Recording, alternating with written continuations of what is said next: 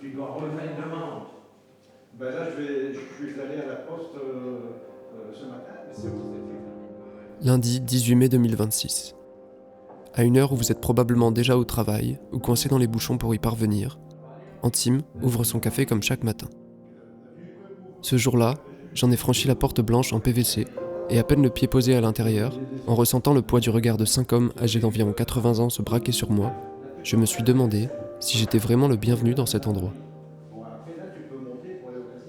J'ai compris quelques minutes plus tard, en voyant le sourire sur les visages de ces messieurs, dont l'âge ne semblait pas avoir affecté la sincérité, que ces regards n'étaient pas méfiants, mais simplement étonnés. Étonnés de voir une personne de moins de 60 ans et dont ils n'avaient jamais entendu parler pousser cette fameuse porte, qui, au passage, est la chose la plus moderne que j'ai vue jusqu'à la franchir de nouveau pour en sortir.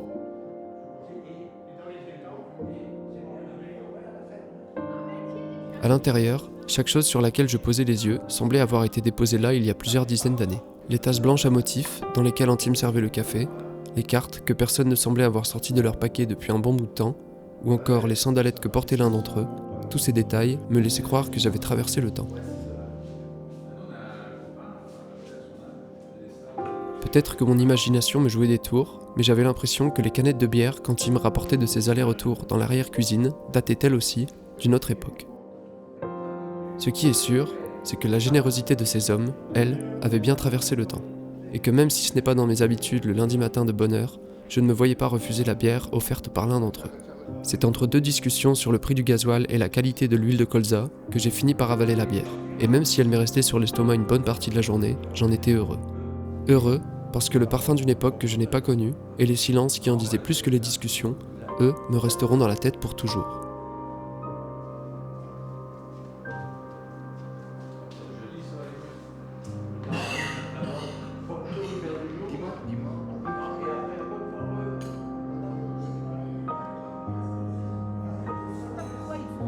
En réalité, cette générosité et cette bienveillance, c'est deux choses auxquelles j'ai été habitué depuis que je suis enfant. Et il y a certains endroits où je suis sûr de les retrouver. Chez Joël, par exemple, ma grand-mère dont je vous ai déjà parlé dans les épisodes précédents, ou encore chez mes grands-parents du côté de mon père. Je me souviens qu'étant plus jeune, c'était mon grand-père qui, comme Antime, faisait les allers-retours entre la salle à manger et la cuisine. Une fois pour nous servir à boire, la fois d'après pour dresser ou débarrasser la table, le tout supervisé par ma grand-mère, trop occupée par la première cuisson des frites, pour faire le service. Après plus de 60 ans de mariage, c'est mamie qui a pris le relais. Elle s'occupe aujourd'hui des trajets de papy, entre la table et son fauteuil. Un fauteuil, stratégiquement placé au centre du salon, entre celui de ma grand-mère et un meuble dans lequel les photos de famille sont exposées comme des trophées, à côté des assiettes en porcelaine. J'ai beau m'approcher et faire tous les efforts possibles pour apercevoir leurs souvenirs un peu mieux, à cet instant, je ne vois que le reflet de mon grand-père sur la vitre qui me rappelle à quel point ces moments sont précieux.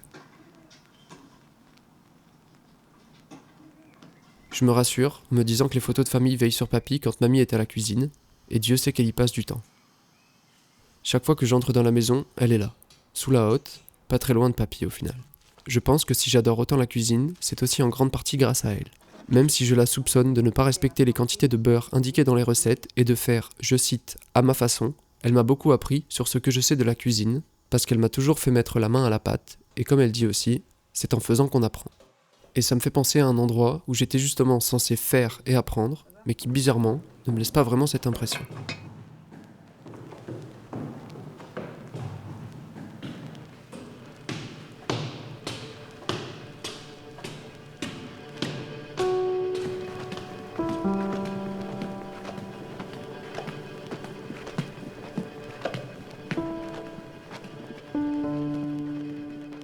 Ça fait 10 ans que j'ai quitté le lycée. 10 ans que je n'ai pas vu Yanis, un camarade avec lequel je prenais plaisir à tester chaque chaise du dernier rang pour discuter de tout sauf de ce qu'il se passait au tableau. Et bien souvent, quand il était absent, je profitais du calme du fond de la classe pour terminer ma nuit. Ça fait aussi 10 ans que je n'ai pas vu Perrine, qui me faisait des résumés de ce que j'avais loupé pendant la sieste et sans qui je n'aurais probablement pas eu mon bac. 10 ans que je n'ai plus les yeux rivés sur l'horloge au-dessus du tableau, à compter les secondes qui à l'époque me paraissaient durer des heures. Ça fait 10 ans aussi que je ne me suis pas perdu dans mes pensées en regardant à travers cette fenêtre, pendant que Raphaël, Théo, Pierre et Dylan sondaient les autres pour savoir qui était chaud pour sécher le cours d'espagnol de 16h30 à 17h25. Évidemment, moi j'étais partant. À 16 ans, je ne voyais pas l'intérêt de parler espagnol, surtout un vendredi à la dernière heure de cours de la semaine. À part ça, je pense pas avoir été un si mauvais élève que ça pendant ces 3 années de lycée. Ou du moins pendant les 2 années de présence où j'étais pas sur le parking du lycée général d'à côté en train d'apprendre à rouler des clopes, mais en même temps j'imagine que d'avoir un élève qui dort ou qui se tient de manière à vous faire comprendre qu'il en a rien à faire de ce que vous êtes en train d'essayer de lui apprendre, ça doit pas donner vraiment envie. Et j'imagine que c'est aussi pour ça qu'il y a 10 ans, Madame elle m'a dit devant toute la classe, toi, tu finiras ta vie à mettre des surgelés dans les rayons de chez Picard. Pendant la sieste qui a suivi cette brillante intervention, je me souviens m'être dit que c'était pas vraiment gentil pour les gens qui bossent chez Picard, et qui au passage font du très bon travail, et au réveil, je me suis aussi demandé s'il valait mieux mettre des poêlées de légumes dans des congélateurs avec le sourire toute sa vie, ou la passer à faire la gueule et être désagréable derrière un bureau. Même si je n'ai pas retenu grand chose de ce que Madame a dit pendant ces 3 longues années, je tiens à la remercier.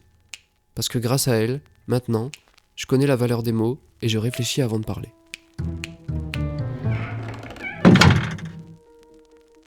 Merci beaucoup d'avoir regardé cette vidéo jusqu'à la fin, j'espère qu'elle vous a plu. Merci à la proviseure adjointe de mon ancien lycée de m'avoir permis de pouvoir filmer dans les salles de classe. Merci aussi à mes grands-parents et à Antime, la personne du café que vous avez vu dans la première partie, d'avoir accepté d'être filmé et sans qui les vidéos n'existeraient pas. Et merci aussi à vous qui me suivez, que ce soit ici sur YouTube ou sur Instagram où on est quasiment 50 000.